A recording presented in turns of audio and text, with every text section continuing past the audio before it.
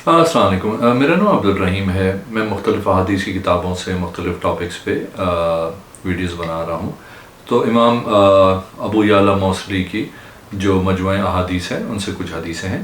اعوذ باللہ من الشیطان الرجیم، بسم اللہ الرحمن الرحیم۔ حدیث نمبر 624، حضرت قیس بن عبادہ رضی اللہ تعالیٰ عنہ فرماتے ہیں، میں اور ایک آدمی حضرت علی رضی اللہ تعالیٰ عنہ کے پاس آئے۔ آپ رضی اللہ تعالیٰ عنہ سے کہا، رسول پاک صلی اللہ علیہ وسلم نے آپ سے کس چیز کا معاہدہ کیا تھا جو کسی سے معاہدہ نہیں کیا؟ آپ نے فرمایا، ایسا نہیں ہے مگر جو کچھ میرے پاس اس صحیفے میں ہے۔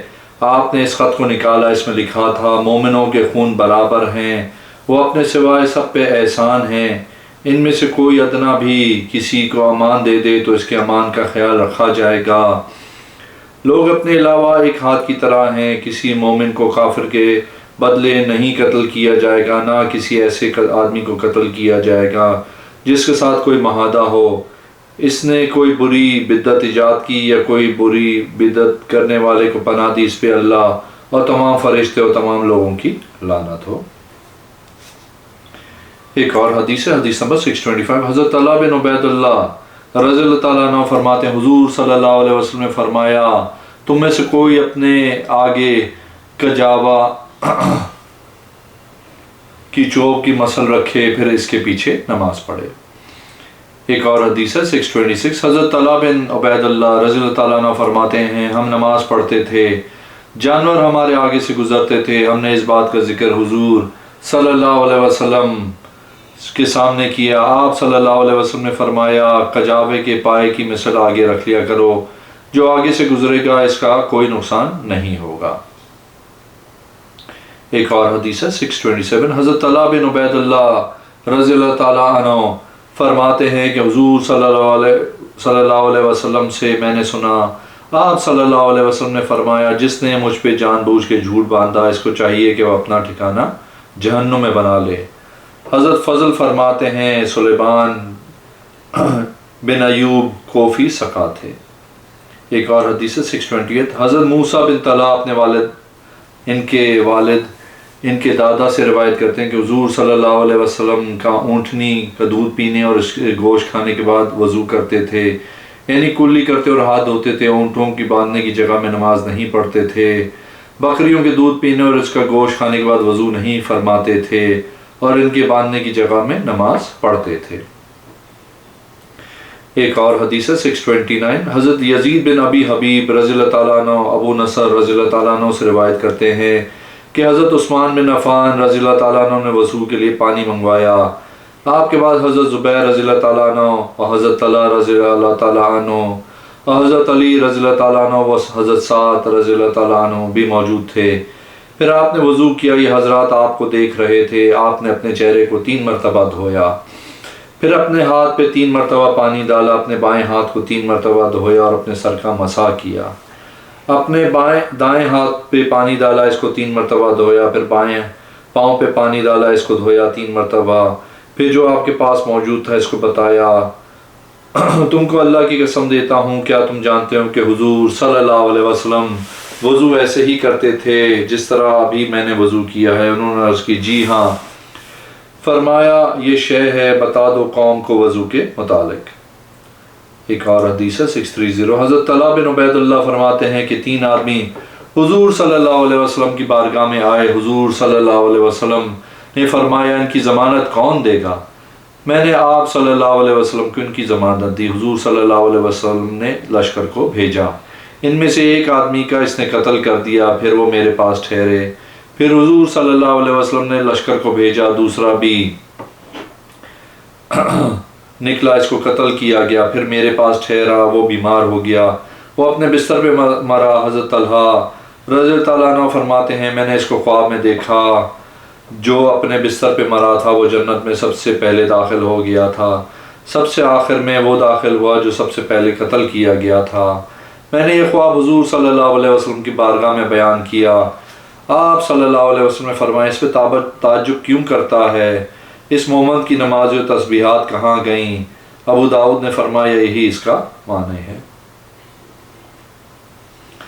ایک اور حدیث ہے 631، حضرت معاذ بن عبداللہ التسیمی رضی اللہ تعالیٰ عنہ فرماتے ہم حضرت طلحہ بن عبید اللہ رضی اللہ تعالیٰ عنہ کے ساتھ اور حرم میں تھے، پھر آپ کو ایک پرندہ ہدیہ دیا گیا اس حالت میں کہ حضرت طلحہ رضی اللہ تعالیٰ عنہ سوئے ہوئے تھے، ہم میں سے بعض نے کھا لیا، بعض نے پرہیزگاری اختیار کی۔ جب حضرت طلحہ اٹھے انہوں نے اس کو درست قرار دیا جنہوں نے کھایا، تائید کے بعد فرمایا ہم نے حضور صلی اللہ علیہ وسلم کے ساتھ اس کو کھایا تھا۔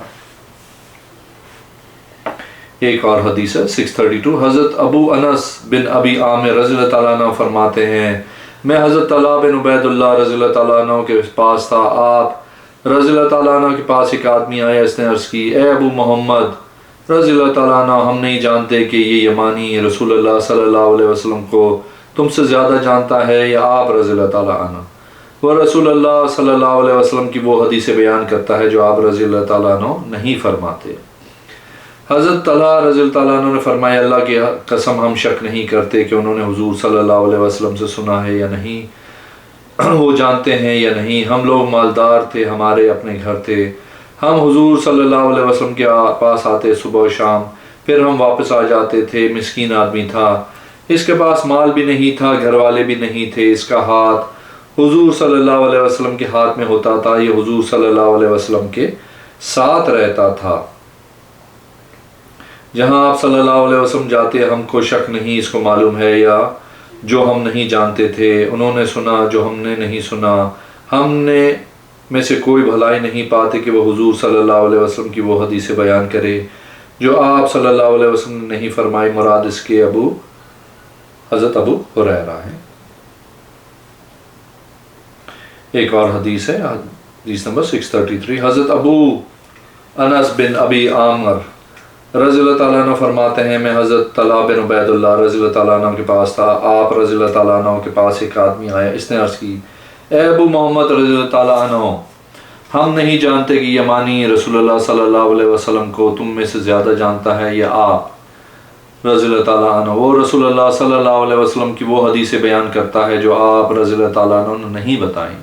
حضرت طلحہ رضی اللہ تعالیٰ عنہ نے فرمایا اللہ کی قسم ہم شک نہیں کرتے انہوں نے حضور صلی اللہ علیہ وسلم سے سنا ہے یا نہیں سنا، وہ جانتے ہیں جو ہم نہیں جانتے، ہم لوگ مالدار تھے، ہمارے اپنے گھر تھے، ہم حضور صلی اللہ علیہ وسلم کے پاس آتے صبح و شام، پھر ہم واپس چلے جاتے، یہ مسکین آدمی تھا، اس کے پاس مال بھی نہیں تھا، یہ حضور صلی اللہ علیہ وسلم کے دروازے پہ ہی رہتا تھا، مجھے شک نہیں جو اس نے سنا ہم نے نہیں سنا، کیا تم میں کوئی بھلائی پا سکتا ہے؟ تم میں سے کوئی اس بھلائی کو نہیں پا سکتا کہ حضور صلی اللہ علیہ وسلم کی وہ حدیثیں بیان کرے جو آپ صلی اللہ علیہ وسلم نے نہیں بیان کی۔ ایک اور حدیث 634 حضرت طلحہ بن عبید اللہ فرماتے ہیں حضور صلی اللہ علیہ وسلم حضرت عباس بن ابو مطلب رضی اللہ تعالیٰ عنہ کا 2 سال کا صدقہ جلدی دے دیتے تھے۔ ایک اور حدیث ہے حضرت طلحہ بن عبید اللہ رضی اللہ تعالیٰ عنہ فرماتے ہیں حضور صلی اللہ علیہ وسلم ایک قوم کے پاس سے گزرے جو کھجوروں پہ چڑھے ہوئے تھے، آپ صلی اللہ علیہ وسلم کو پوچھا یہ لوگ کیا کر رہے ہیں؟ صحابہ کرام رضی اللہ تعالیٰ عنہ نے عرض کی یا رسول اللہ صلی اللہ علیہ وسلم یہ تر کھجوروں کو مادہ کھجور یہ نر کھجوروں کو مادہ کھجوروں کے ساتھ ملا رہے ہیں، مذکر کو مؤنث میں لگا رہے ہیں۔ حضور صلی اللہ علیہ وسلم نے فرمایا میرا خیال ہے یہ شے فائدہ مند نہیں ہوگی، ان کو اس بات کی اطلاع ہوئی انہوں نے کام کرنا چھوڑ دیا۔ حضور صلی اللہ علیہ وسلم اس کے معاملے کی اطلاع دی گئی تو آپ صلی اللہ علیہ وسلم نے فرمایا اگر ان کو نفع ہوتا تھا تو وہ کرے، میں نے گمان کے مطابق کیا تھا، میرے گمان پہ عمل نہ کرو، لیکن جب میں اللہ کے حوالے سے کوئی چیز کی خبر دوں تو اس کو پکڑ لو کیونکہ میں اللہ پہ جھوٹ نہیں بولتا ہوں۔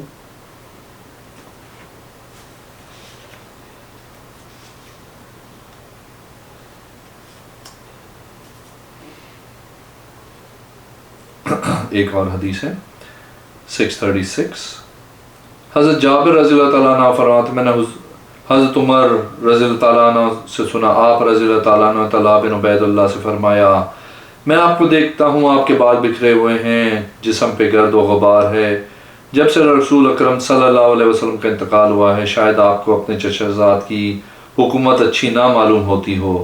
حضرت طلحہ رضی اللہ تعالیٰ عنہ عرض کی اللہ کی پناہ اصل مسئلہ یہ ہے کہ میں نے حضور صلی اللہ علیہ وسلم سے سنا تھا کہ آپ صلی اللہ علیہ وسلم نے فرمایا میں ایسا کلمہ جانتا ہوں اگر کوئی اپنی موت کے بعد یہ کلمہ کہہ دے کہ وقت یہ کلمہ کہہ دے تو اس کی روح اس کی وجہ سے راحت پائے گی، یہاں تک کہ جسم سے روح نکل جائے، قیامت کے دن اس کے لیے نور ہوگا۔ میں نے حضور صلی اللہ علیہ وسلم سے اس کے متعلق پوچھا نہیں اور نہ ہی مجھے آپ صلی اللہ علیہ وسلم نے بتایا، اس وجہ سے میں پریشان ہوں۔ حضرت عمر نے فرمایا میں اس کلمے کو جانتا ہوں۔ حضرت تعالیٰ نے عرض کی تمام خوبیاں اللہ کے لیے، وہ کیا ہے؟ حضرت عمر رضی اللہ تعالیٰ عنہ نے فرمایا وہ کلمہ جو آپ صلی اللہ علیہ وسلم نے اپنے چچا حضرت ابو طالب سے کہے تھے۔ حضرت طلحہ نے کہا آپ نے سچ کہا۔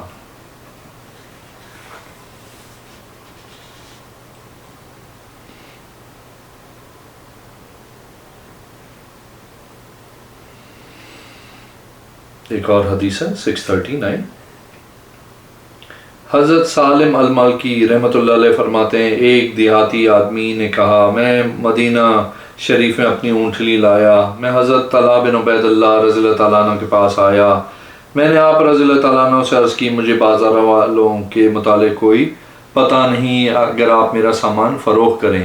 حضرت طلحہ عبید اللہ نے فرمایا کہ حضور صلی اللہ علیہ وسلم نے منع فرمایا ہے شہری دیہاتی کے لیے بیع کریں، لیکن آپ بازار جا کے رکھیں، دیکھیں کہ کون آپ سے خریدتا ہے، مجھ سے مشورہ لینا یہاں تک کہ میں آپ صلی اللہ علیہ وسلم آپ رضی اللہ تعالیٰ عنہ کو حکم دوں دینے کا، آپ صلی اللہ علیہ وسلم کو حکم دینے کا یا آپ کو منع کر دوں۔ ایک اور حدیث ہے 640۔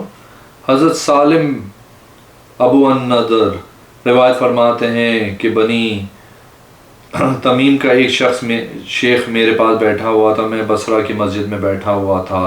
حجاج بن یوسف کے زمانے میں اس کے ہاتھ عصا تھا اور ایک صحیفہ تھا جو اپنے ہاتھ میں لیے ہوئے تھا۔ اس نے کہا اے عبداللہ آپ یہ کتاب دیکھ رہے ہیں، کیا یہ مجھ کو تمہارے صاحب کے پاس نفع مند ہے؟ میں نے کہا یہ کتاب کیا ہے؟ ایسی کتاب ہے اس میں ہمارے لیے رسول اللہ صلی اللہ علیہ وسلم نے لکھا ہے۔ میں نے کہا کیا تمہارے لیے اس میں لکھا ہے؟ اس نے کہا میں اپنے والد کے ساتھ مدینہ آیا، میں نوجوان تھا، ہم مدینہ میں اونٹ فروخت کرنے کے لیے آئے۔ حضرت طلحہ بن عبید اللہ میرے والد کا دوست تھا، ہم ان کے گھر گئے۔ میرے والد نے کہا اے ابو محمد میرے ساتھ نکلیں، آپ ہماری سواریاں فروخت کریں کیونکہ ہمیں اس بازار کے متعلق کوئی معلومات نہیں۔ حضرت طلحہ نے فرمایا میں آپ کے لیے فروخت نہیں کروں گا کیونکہ مجھے حضور صلی اللہ علیہ وسلم نے منع فرمایا ہے شہری دیہاتی کے لیے کوئی شے فروخت کرے، لیکن میں آپ کے ساتھ بازار چلتا ہوں، جب میں تمہارے لیے راضی ہو جاؤں اس آدمی کے متعلق جو تم کو فروخت کرے گا تو میں تمہیں اس کی فروخت کرنے کا حکم دوں گا۔ ہم نکلے، آپ ہمارے ساتھ نکلے، مردوں نے ہماری سواریوں کی قیمت لگائی، یہاں تک کہ جب ہم نے ایسے آدمی کو دیا جس کے دینے پہ ہم راضی تھے تو ہم نے اس کو فروخت کرنے کی قیمت لگائی۔ حضرت اللہ نے فرمایا ٹھیک ہے اس کو فروخت کرو، میں تمہارے لیے راضی ہوں، تم کو پورا کر دے گا۔ ہم نے اس کو فروخت کر دیا، ہم نے اس کے لیے جو مقرر کیا تھا اس کو۔ میرے والد نے کہا آپ ہمارے لیے رسول اللہ صلی اللہ علیہ وسلم کا خط لیں کہ ہم صدقات میں تجاوز نہ کریں۔ فرمایا یہ ہر مسلمان کے لیے ہے۔ ہم نے کہا اگر ہے تو آپ ہمارے ساتھ چلیں۔ میں نے عرض کی یا رسول اللہ یہ دونوں پسند کرتے ہیں کہ آپ ان دونوں کے لیے لکھ دیں کہ ہم پہ صدقات میں تجاوز نہ کی جائے۔ آپ نے فرمایا یہ تو ہر مسلمان کے لیے ہے۔ اس نے عرض کی یا رسول اللہ صلی اللہ علیہ وسلم دونوں پسند کرتے ہیں، ان دونوں کے پاس آپ کا خط ہو۔ ان دونوں کو ایک خط لکھ دیا۔ آپ نے آپ کے اس صاحب کے پاس مجھے نفع دیں، اللہ کی قسم آپ نے ہم پہ صدقات کے معاملے میں تجاوز کیا ہے۔ میں نے کہا اللہ کی قسم میں گمان نہیں کرتا۔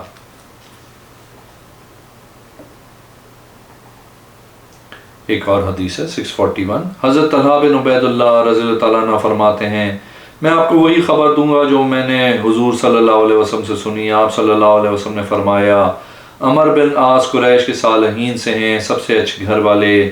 ابو